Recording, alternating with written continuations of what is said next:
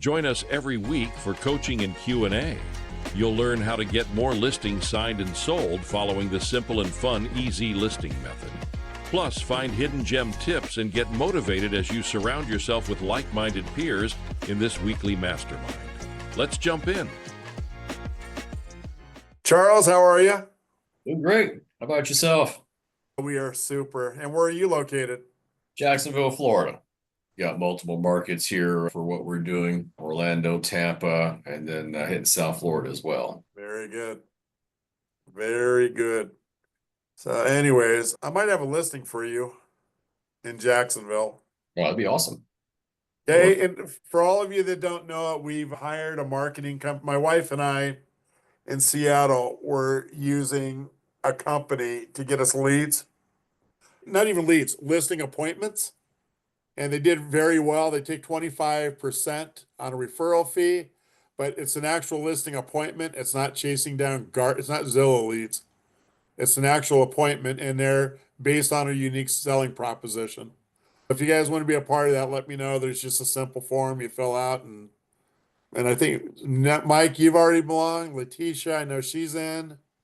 Joy, did you sign that too? I did not, but I will. All right. So you guys know that Mondays are your questions. We had tried to start topic Thursdays last Thursday, and our marketing lady, the emails never went out. So we postponed the first one. I'm going to go ahead and share, and I'll show you what the topics are the first 6 weeks. And then as we do these classes, we will ask you guys, what would you like topics to be?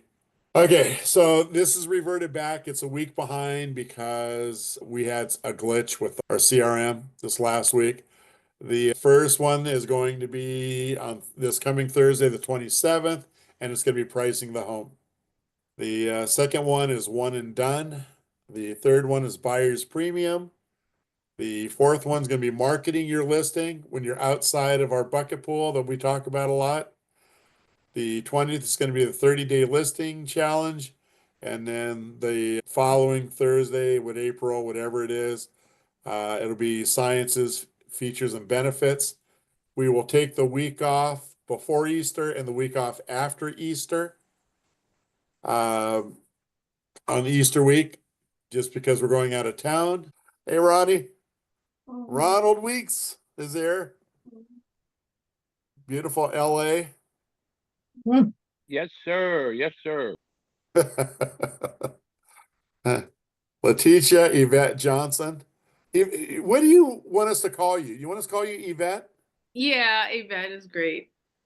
We tried to find a CRM one day. It's like, well, we got like 50 names. So email saved her. Her email saved her.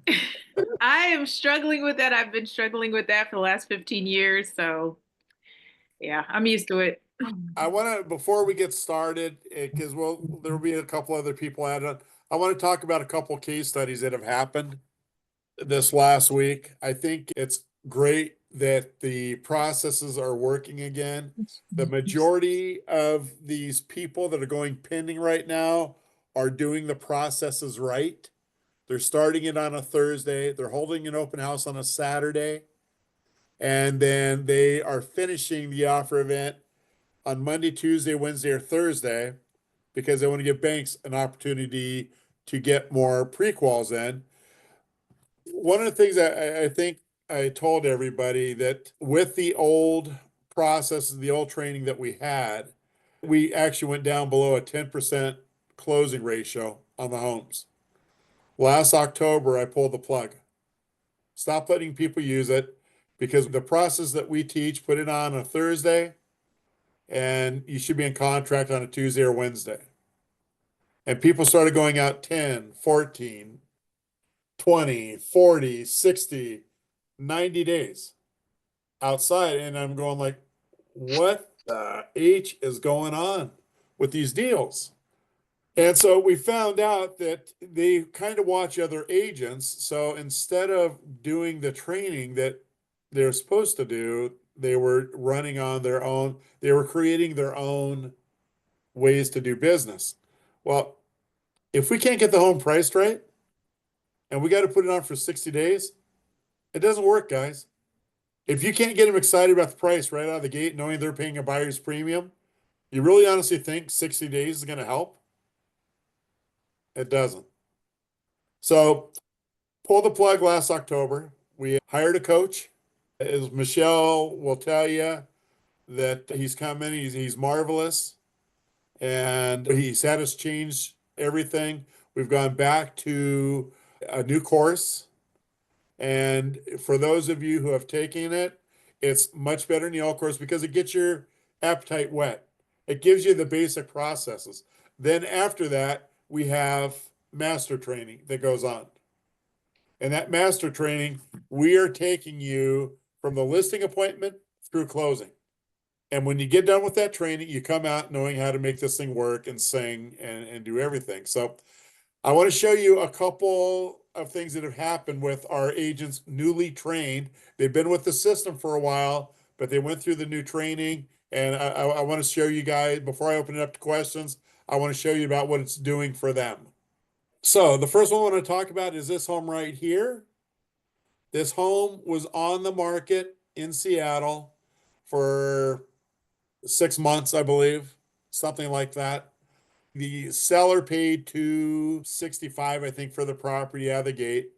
At that time, these condo, this is a studio, 489 feet. The seller could have bought a parking place for an additional $70,000 and chose not to. So this was a brand new agent selling the home. He had it listed for 6 months. He had started out at 367, and bottom line is, by all said and done, he had lowered the price down to $279,000.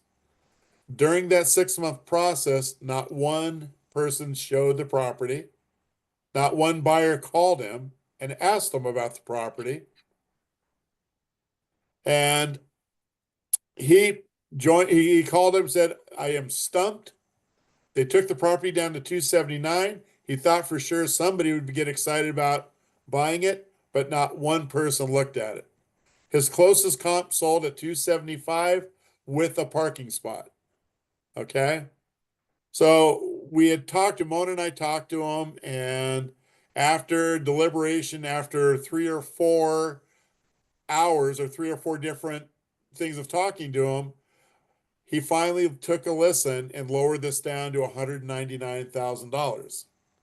He shocked him. Remember, we talked about buyer bucket pools, you guys.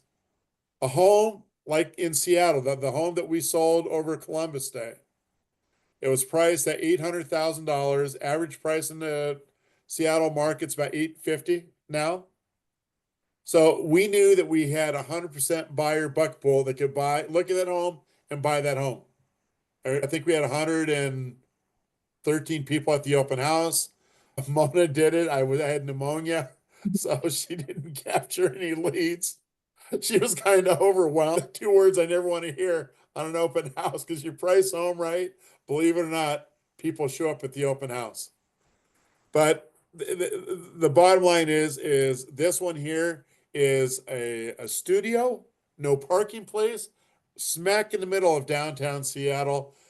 I don't know what you think the buyer bucket pool, but I'm going to say it's 5% at best. Another type of home where there's a buyer's bucket pool where it's 10% or less, 55 and olders. Another one is mobile homes. Mobile homes, I'm going to take it up to 30%. Unless it's 55 and older, then I'm going to drop it back down to 10. So all those homes, when we list them on the site, we've got to take the market conditions into value with that, right? So we got to come in and we got to shock the system, so to speak. This guy coming in at $199,000. Now remember, at 279, not one person looked at it, not one person called him, nothing. So he puts it on for $199,000, did an open house, had 27 people come to that open house. Then he puts it on the site, and he's got people getting pre-qualified. He has some cash people sending in proof of funds.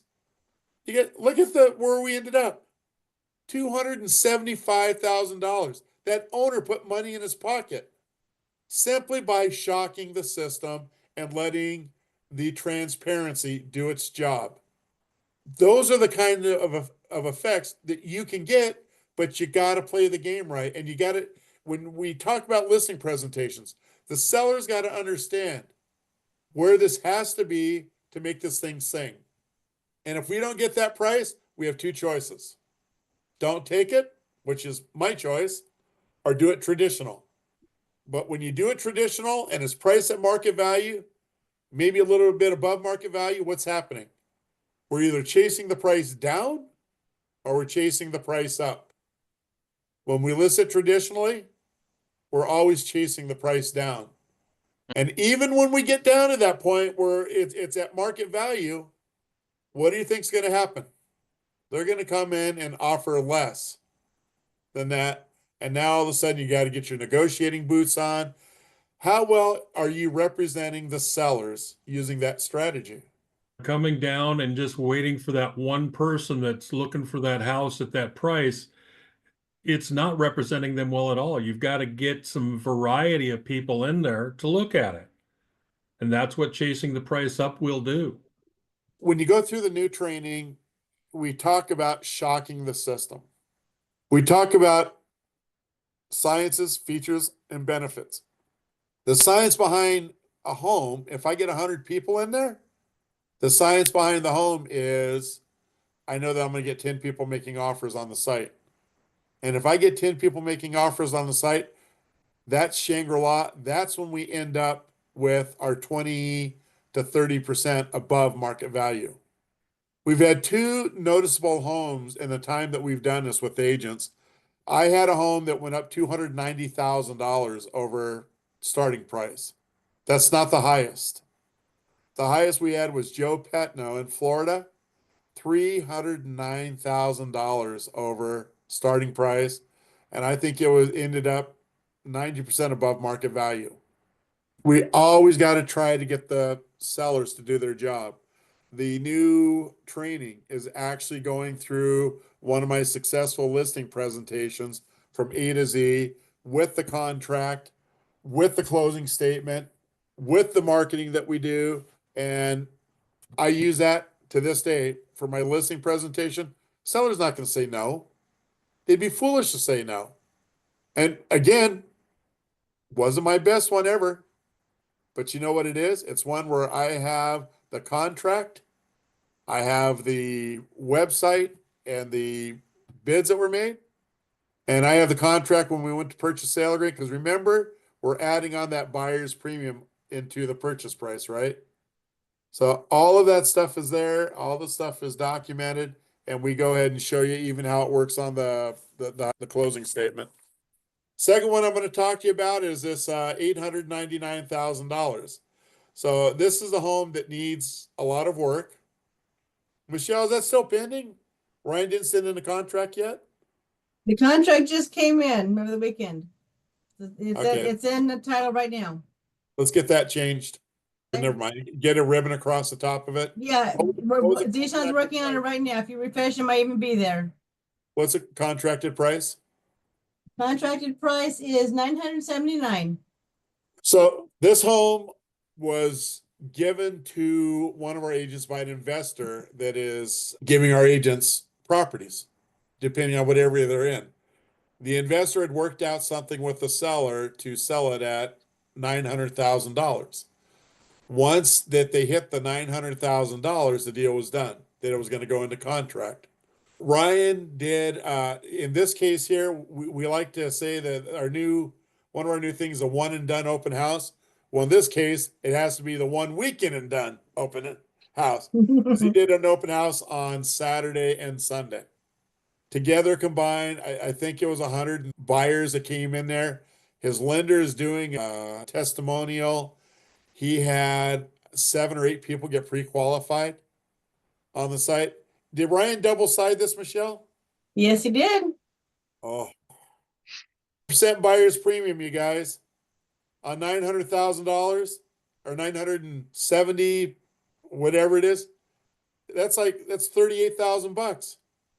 So anyway, long story short, priced the home right, did his open house, And what happens? He ends up at that contracted price. This home right here. This is another one. They put it on the site. It's a pre-foreclosure. Put it on the site. 2 hours after it was on the site, somebody came in with a cash offer of 320,014. I don't know what the goofy number is for. They called the bank up and said, we got this cash offer and close in 5 days. And so in 2 hours, it was in contract. $320,000, and again, it's going to close in 5 days. So it's kind of nice to see everything that's coming on the site is going pending at the worst case scenario. And so far we're 100%. I don't anticipate that to keep happening. But as my wife says, from my lips to God's ears, hopefully it does. But we're finding out that the training is helping people manage the processes, and it's able to get the sellers into a real world about where it needs to be to sell the properties. Frank Macri, who's on the bottom, he kind of, what we try to do in the training, we try to get you guys to have the aha moment. Frank, do you want to tell everybody what your aha moment was, what you had stated at the end of our last training? Well, just that if you follow the program and you have to have full conviction, and you really, when you sit down with the seller and you talk about this program, this is how it works and this is the way it's going to be. If you're not 100% on board with every step of it, then this isn't for you. Let's go in a different direction. How powerful is that? That's Ready to huge. walk away. And it's when you know in your heart that this represents the public better than anything out there, and you've seen it work where you're getting 20 and 30 offers on the site. You see it go 20% above perceived market value simply by making it transparent. How do you think that makes your seller feel? Pretty cool. How does it make the buyer's agent feel? When Mona had done the open house on that one property in Seattle, we did it during Columbus Day after the NAR settlement.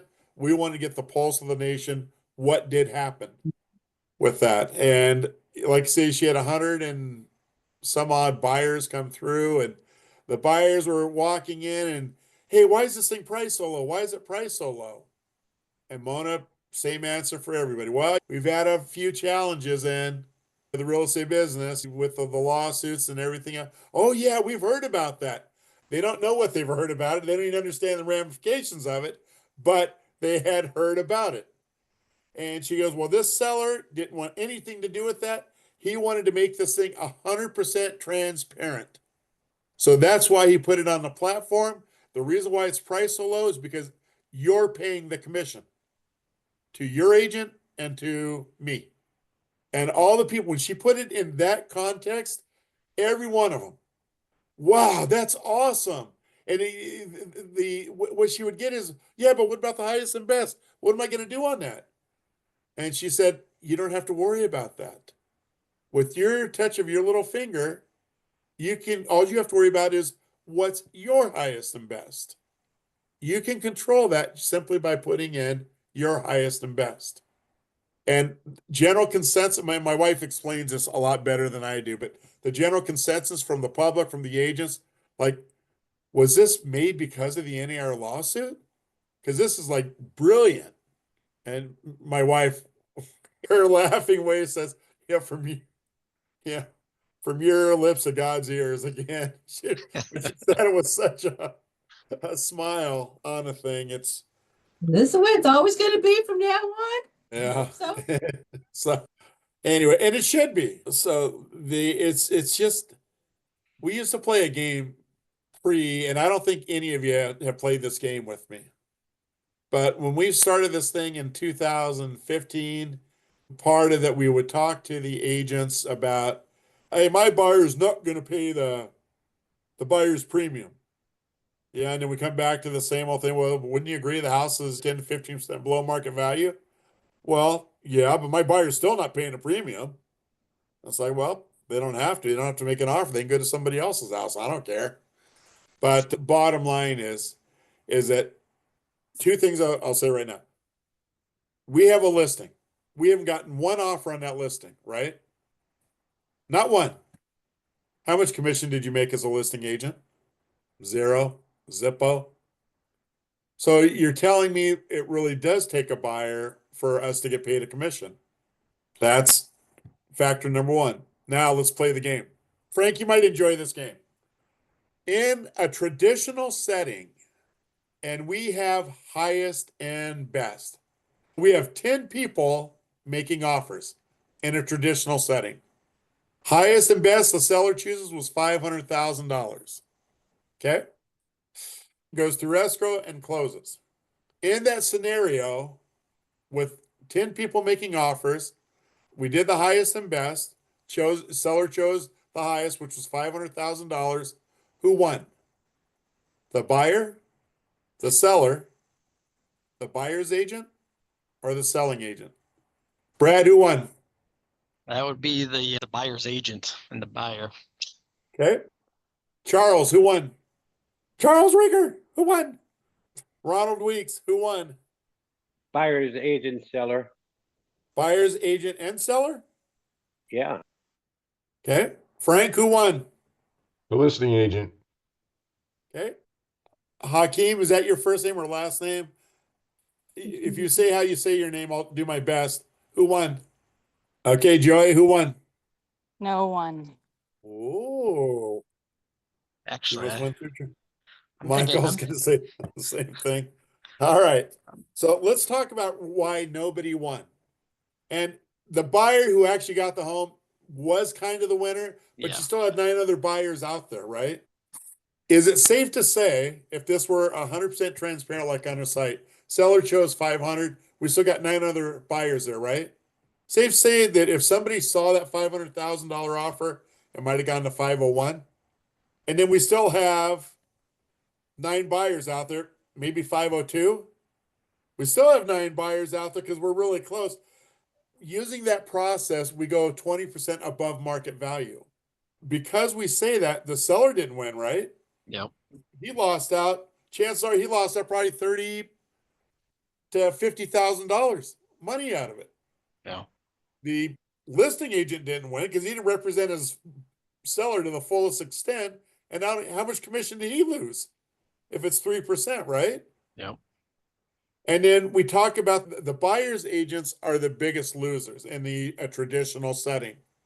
I can't tell you in my Century 21 brokerage how many buying agents were involved in the highest and best scenarios. When they don't win the deal, at some point in time, their buyer's going to look at them and say, you know what? I got to go find an agent that's going to win this home.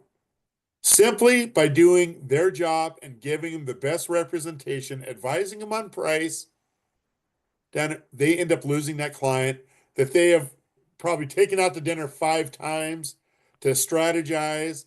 They've driven them all over hell and half of Georgia. Every time a new home would come, they would call them, or the buyer would call them. I want to go look at this. Oh, I got to drop it down. And if my kids have softball, sorry, I got to go sign. I got to go show the house. Yep. They do all that work. And then that buyer finally says, I got to go find an agent that'll get me that home. So when we look at buyers and we look at buyers agents, everybody loses in that scenario by the thing not being transparent. It's an unfair playing field for everybody. And the beautiful thing is when we do the transparency in the product, it's like I told you guys, for those of you who haven't heard, majority of my events extend 15 to 30 minutes longer. It's always coming down to 3 buyers that want the home. And man, that bidding is fast and furious. Mm. And I always go, when I know I have something priced right, I will go sit with my sellers that last half hour and watch their heads explode. That's what this transparent product does for everybody. That being said, so anyways, the new training's good. Frank has passed it. Mike Nikolai has passed it. And if you guys notice, when you go into the new site, there's actually a map. There's a little tab that says Find Easy Listing Specialist. When you take this course and you pass it, you become a master certified agent. The master certified agents, we are going to be running contests for. Your homes go into the marquee position, which is front and center for everybody to see. And there we're just many more advantages to getting past that master program. And the biggest part of it is making this thing sing for you. So enough of the sermon there in 30 minutes. What questions? So remember, Mondays are questions that you guys have. And then Thursdays, starting this Thursday, we were supposed to do last Thursday, but we're doing topic Thursday where we're actually building in a topic. It'll take half hour to 40 minutes on the topic, and we'll open it up to questions on that. So what questions can I answer for you guys today? What questions do you have for me? All right, I guess I'll go first. In the MLS write-ups that you put out, here in Arizona, we've got public and private. You probably do too. Is there any special verbiage that you stick in there to help market this? It depends on your ML. They're all different nowadays. In the Washington, we're still the Wild West out there. I can still actually list seller commissions to buyer's agents, which none of you can. And the general rule of thumb when people are getting in trouble, when they're getting flagged, is they're putting something in there about compensation. Like for compensation, go to the Easy Real Estate platform. You can't say one squatting word about compensation in 90% of the MLSs. What you can do is put a phone number down, have them call Michelle and her team, and tell them to discuss, arrange, or have them call you, right? And then you explain where they go to get the information and how the process works, or have them call the 800 number and let Michelle and her team do it. Michael, the question is, if you can't list any compensation stuff in there at all, No. But I can't even reference the easy addendum in there because Yep. they'll flag that. compensation agreement. So they got to call you, and then you got to, it's the same thing. They're supposed to call you right now by the NAR settlement anyways. And what's the first thing you ask them? Do you What you have a paying? buyer broker agreement? Yeah. And I always ask, well, how much for? And then when they tell me they have 2.5, 3.5, it's like BS. Where are you getting those price? Well, I see your seller's offering 2.5. If your buyer had to pay for it, what could they afford? But you got to play the game up until everybody knows that there's a new lawsuit, right? Right. Stitzer and Burnett, when they settled, there's another attorney the day that it settled. So there was another attorney that started another class action suit. The difference between Stitzer and Burnett, that was just 3 states, right? This one's all 50 states.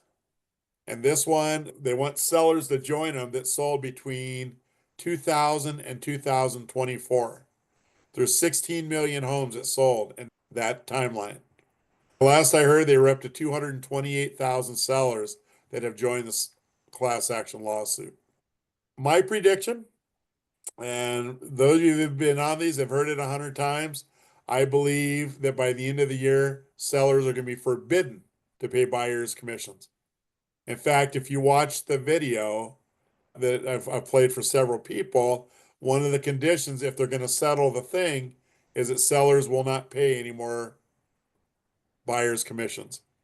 And considering they settled, and why our NAR didn't fight that out is beyond me in these companies. For everybody that's a listing agent, when's the last time you held a gun to your seller? Said either pay this or I'm pulling the trigger. You put down the fees. If they don't want to pay the fees, go on to the next guy or negotiate with them. Never been a fixed. Yeah, I mean, a lot of times it was 6%, but they didn't have to pay it. A lot of sellers didn't pay it. So our MLS and our NAR kind of sold us out, and it's going to be interesting to see where this thing ends up. Same judge, unfortunately, is that it's with in Missouri, which isn't good, I don't think. But so we'll see where it ends. But here's the cool thing. I'm going to go back to Trevor in Vermont. His wife's an attorney that works for the NAR. Trevor, when he was doing his buyer broker agreement seminar, that he paid $1,250 to go figure out how to write up a one-page document. Went up to the attorney, the lead attorney afterwards, said, "Hey, got a question for you." The attorney looks at him and says, "Yeah." He goes, "I am a certified agent on this site called Easy Real Estate Platform. And when I put my listings onto that site, it makes it 100% transparent." And the seller said, "Well, that's kind of," or the attorney said, "That's pretty cool. We've been calling for MLS." I believe a lot of this lawsuit was because of the highest and best, non-transparency, cheating everybody. I think there was more to that lawsuit on that than it was price fixing. Mm. So he said, "That's great. That's perfect. We use this little thing called a buyer's premium. So we lower the home 10% under price, under value, takes into takes in agreement with that, so that the buyers know when they make a bid, if this were to sell and they get it on just one offer, that it's 10% below market value." The attorney said, "Ooh, that's pretty cool. Kind of brilliant. I love that." There's one more faction on it. So I put the home on the site. It goes through the offer process. And let's just say we had a $500,000 offer that my seller took. So we had a 6% buyer's premium. That means there's $30,000 in commission that buyer needs to pay. He goes, "They don't have to come up with it out of pocket. We actually roll that into the purchase price, into the cost of the home." And the attorney looked at Trevor and said, "If we had that in place, we would have never been sued." We don't say commissions get financed, right? No. Because this is like the closing cost. We added into the price. How many times have you written up a purchase sale agreement?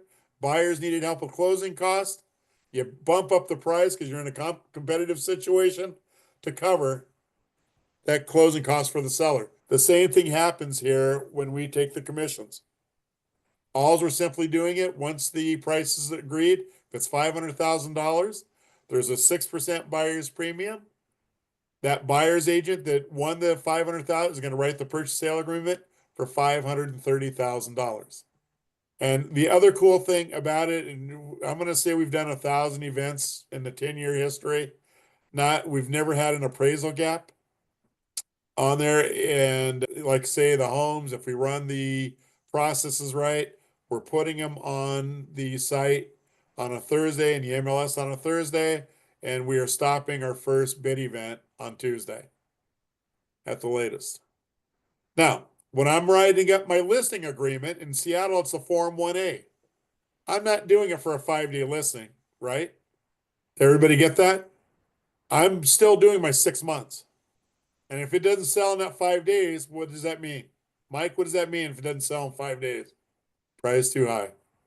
Market conditions always prevail, you guys. Always prevail. We got to get that home priced right. And if we have 100% buyer's bucket pool, it's one way to price it. If we have a 10%, we have another way to price it. And it's pretty cool using that strategy, those sciences, features, and benefits. 100% since we've launched 5-6 weeks ago now, 100% have gone into contract. I mean, I think we have had a couple close, right, Michelle? Yes. We have So- two or three that have closed. 2 or 3 have closed in 5 weeks, you guys. Closed. Start to finish. It's a good snapshot. The program is more wonderful now than it's ever been. The marketing materials in the back room, we've got a professional. Three homes have closed. It's pretty impressive. All right, what's another So, question?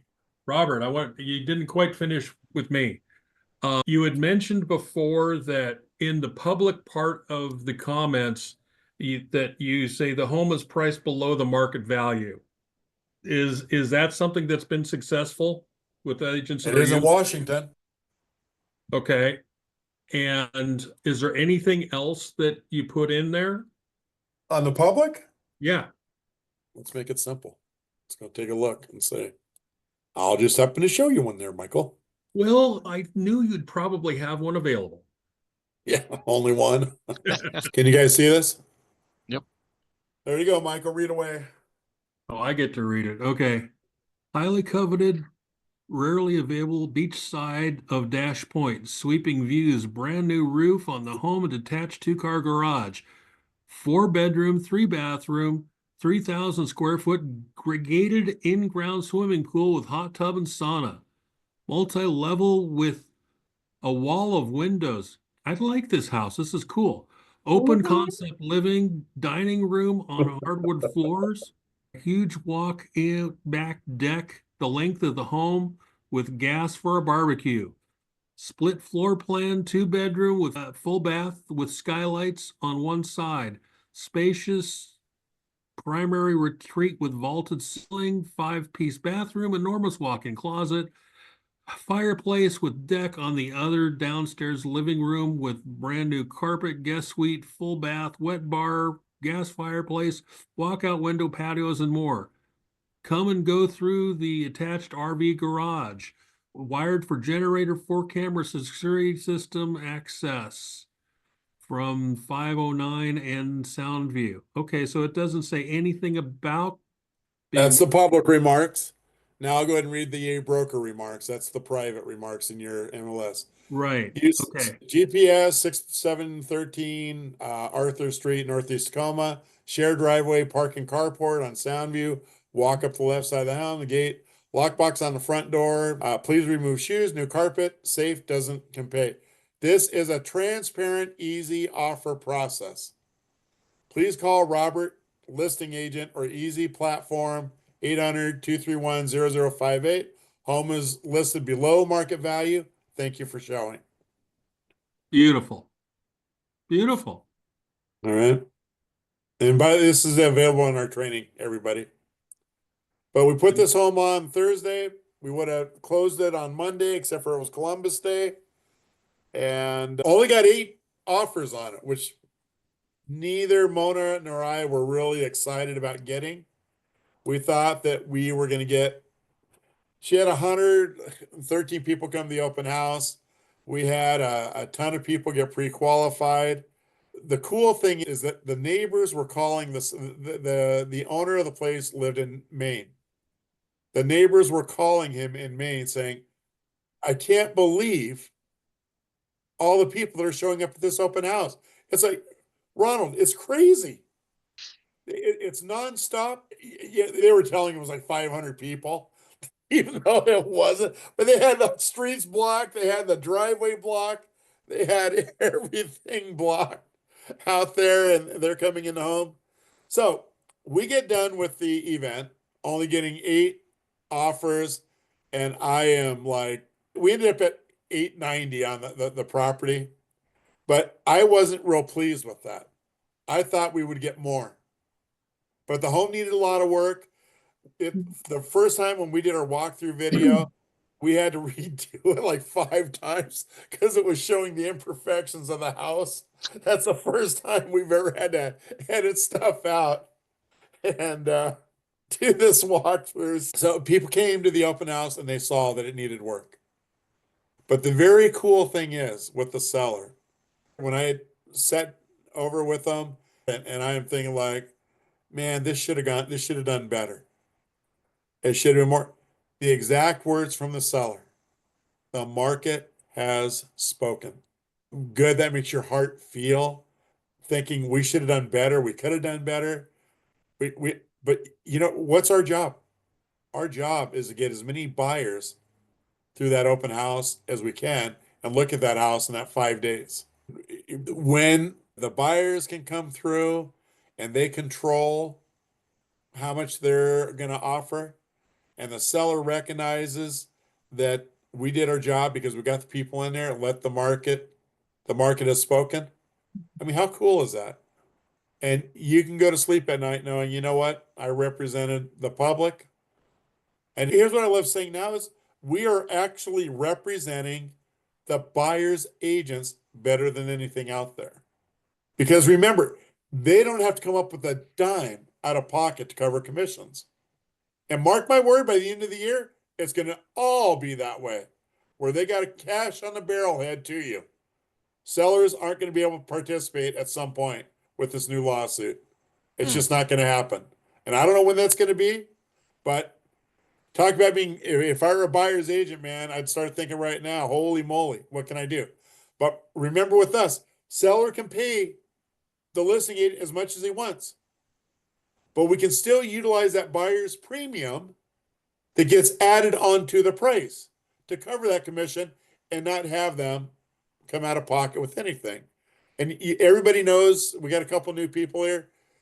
August 17th, NAR effect went into policy, and we had a teacher that had rented a home from us for several years.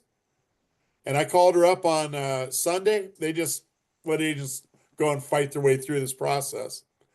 So on that Sunday, August 18th, I called the buyers and I said, hey, I don't know if you've heard about the lawsuit, but we have to figure out a buyer's compensation agreement with you.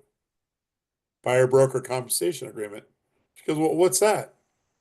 He goes, well, the NER had this thing, and part of the settlement is I gotta work out a deal with, you're gonna pay me how much you think I'm worth. And if you could have seen her heart dropped into her stomach. And she just looked, she goes, Robert, she goes, I don't have any money. I'm a school teacher. I'm living in Seattle. And I can't afford any commission. Just think about it. Talk to your daughter. She calls me back in 2 hours and she comes up with, I'll pay you, I can borrow $900 from my brother to pay you. So we wrote the buyer broker agreement for $900. We go through, we get into contract on Monday, get in contract on a home. And I'm just going to pretend it was $500,000 just to make a point. And so we ended up in contract. It closes. I got my $900 and the seller was offering 2.5%. That money goes to the buyer, not to us. Now, let's pretend that home is on our site. And I'm going to play both roles. So now I'm the listing agent, and now I'm the buyer's agent, and I'm calling the listing agent. Hey, my name is Robert Clymer, and I want to show your home in Seattle. First question out of his mouth is, do you have a buyer's broker agreement? Yeah. Well, how much did your buyer give you? What? I didn't hear you. No, I said $900. You worked out a whole $900 on your buyer broker agreement, huh? Wow, you must be some kind of stellar agent. Pretty cool. And then here I am, now I'm the selling agent, said, hey, by any it's pretty cool of you to do it for $900, but by any chance, would your buyer, if she didn't have to come out with any money out of pocket, and we could roll your commission into the cost of the home, would she pay you a fair commission? And she had already told me, I'd pay you 3% if I didn't have to come up with $900. But and believe it or not, you guys, that $900, when she had to go borrow it from her brother, that's painting the inside of her house. It was tough for her to come up with that $900.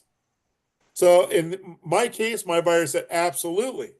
I'd rather have that $900 to do what I want to do inside the home. So now let's come back to, we go ahead and go through the offer process. $500,000, the seller chose ours on our site. My buyer agreed to pay me. She said she paid me 3.5. We love her. She rented us for 15 years. So we did it for, she said, we figured we'd do it for 2.5%. So remember, the process ended at 500,000. The seller is paying the listing agents. We don't need to add anything on for that, right? Seller's doing it. Then on my side, on the buyer side, I'm going to add my 2.5% into that purchase price, or that 500,000. So I'm actually going to write the purchase sale agreement for $512,500. And that $12,500 that we're building into the cost of the home is going to be used to compensate me. How cool is that? You figure I'll tell you what, you save this industry, you guys. Because I'll tell you what, listing's one thing, running buyers all over hell and half of Georgia is another. They got it a lot harder than I do, and they deserve to get paid. I like a buyer being represented. I can't win this fight alone. This is about you guys coming in, getting in the fight with us, and saving the industry. It is so important that we have an answer. And with our way, we're 100% open. Another thing my wife says about the transparency, we have no hidden agendas. What you see is what you get. You decide with your touch of your little right finger here, you decide how much you can offer. Nobody else gets to decide that. You get to decide it. And don't forget about our buyer's agents. In the old-fashioned traditional highest and best, how many times can a buyer's agent lose a home before the buyer say adios? Well, if they're the ones making the decision, kind of makes us look pretty good, doesn't it? Also, the buyer and their buyer's agent get to decide who is the one who's pushing that button. Sometimes the agent likes to be the one who's in control of making the decision for the buyer because they're earning that money. And sometimes they're like, no, I want my buyer to be the one pushing the button and they're making that decision. Either way, they're capped down. They're not going to be able to outspend themselves. I'm like, as long as you're not outbidding each other, that's all I care about. It's a beautiful system. I'm just telling you that coming into the master class, they're coming out more equipped to run these things and do them right. It's no longer a guess. There's an absolute way to do these processes. And it looks like, while I may not be the best teacher, I'll tell you what I do well is I represent my sellers better than anybody out there. And I am passionate about making sure we're doing the right thing for the consumers and our sellers. Oh, I know what I was going to say.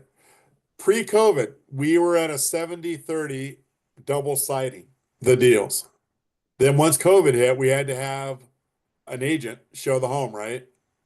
So that went down to like a 5% double side. In fact, Donnie Bennett was the only one double siding in COVID on there. But we are now moving back into probably a 70-80% double siding deals, which ought to make you really excited. Ryan's commission, like I say, it's going to be somewhere between $38,000 and $39,000 on a home that he listed on a Thursday, did 2 open houses on Saturday and Sunday, and was in contract on a Thursday. Anybody have other questions? I know we're up against a time limit here, but in regards to kind of the compensation in the MLS, I thought that the terms of the settlement were, as a listing agent, you can't put anything about compensation that the seller or you is going to offer a buyer's agent. So my logical thought is, if we put something that this is going to be presented on the easy platform, and that there's a buyer's 5%, 6% premium that the buyer will pay, in my mind, I don't see how that violates, because it's not, we're not saying anything that the seller's offering or us as a listing office are offering. It's like, if you're going to bid on this, this will be an expense, a cost to you, Mr. and Mrs. Buyer. What do you think, gang? So I'll start with saying, I will open it up to everybody else. You guys, we run across MLS is flagging us after the NER thing. 99% of the time they flag it because they don't know what we are. The biggest thing that we get accused of is being an auction site. And not saying an auction's bad. I mean, that just means you have to check the auction box. But we're not an auction. The reason why we're not an auction, because seller has the right to accept, refuse, or negotiate any offer made. When it goes through, if I look up the definition of an auction in the Webster Dictionary, basically it's a timed event. When that timed event is done, the highest bidder wins, period. And you have reserves and you have other things that like that. It doesn't mean they have to accept the highest bidder. They don't have to accept it. But what happens if they don't take that bid, it dies. And they got to restart the process all over again. What beauty with us is we get to negotiate with any offer that's made. We don't have to accept the highest. Seller can pick whoever the heck they want on there. So Frank, so when it comes back to it, with my MLS, I am so passionate and I will take them down any chance I get. In our MLS, we have an actual box now that says, is this an online bidding event? Wow. That box was added because of us. Now they have auctions and they have bidding events. The MLS, you fight it as hard as you want. Get me involved too, with you. Because anytime that we get somebody to flag anything in the system, it's because they simply don't know what we do. Brings that answer the question? Yeah, kind of. It's just like I said, I thought that the terms of the settlement is that the seller or the listing agent can't have any offers of compensation to the buyer's agent in the listing. The seller. From my thing, Yep. I'm just looking at the Yep. fact that we're just saying this is how the sale will be conducted on the Easy Real Estate platform, where there will be, whatever we've decided, a 6% buyer's premium that will be a cost to the buyer. That's not the seller paying anything. So why should there be an issue with that? I'm kind of being devil's advocate here. Because what the way they translate it, now they turn it into, well, that's compensation. Now, whoa. You didn't say compensation. You said seller compensation. Correct? You can't put any compensation on at all. And then they just, that's it. But Because I said so. it's, well, yeah, they also said, so they were going to fight it at the beginning of that first lawsuit. How well that go? I mean, they've destroyed us. They've done their best to destroy us. And now we got to take real estate back, all of us together collectively. We got to take it back together and we got to fight this thing out because we represent our people. Well, it sounds like we're gonna have a fight here in Arizona because they're forgetting the word seller in the compensation part of what you were just talking about. And they're going way too far with it.